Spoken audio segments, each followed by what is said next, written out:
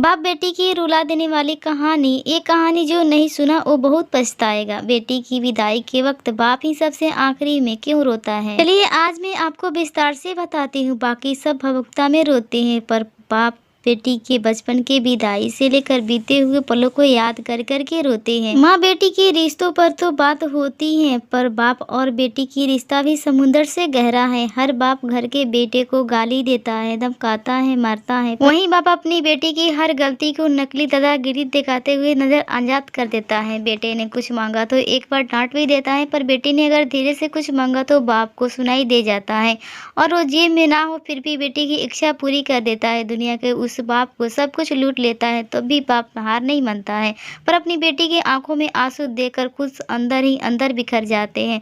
उसे ही बाप कहते हैं। और बेटी भी जब तक घर में रहती है तो उसे हर वो बाप पर घमंड होता है कि किसी ने कुछ कहा भी नहीं कि वो बेटी थबाक से बोलती है कि पापा को आने दो फिर बताती हूँ।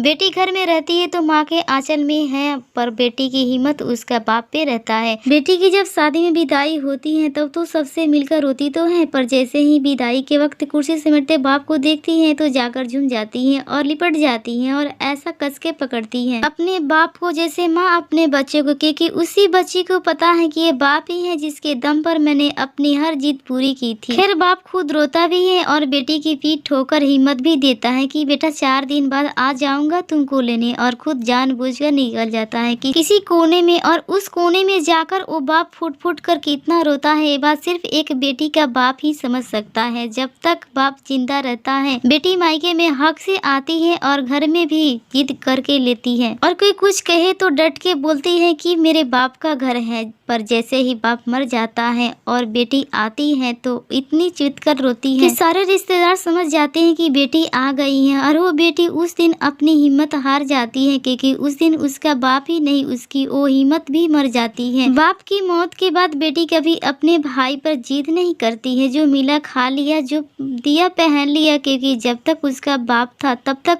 सब कुछ उसका था।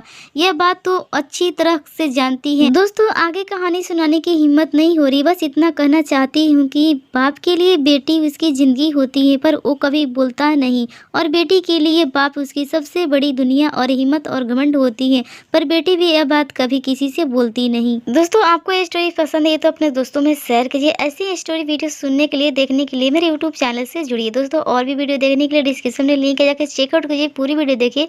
वीडियो पसंद है वीडियो को लाइक और चैनल को सब्सक्राइब करके बेल आइकन को प्रेस करिए। थैंक यू दोस्तों।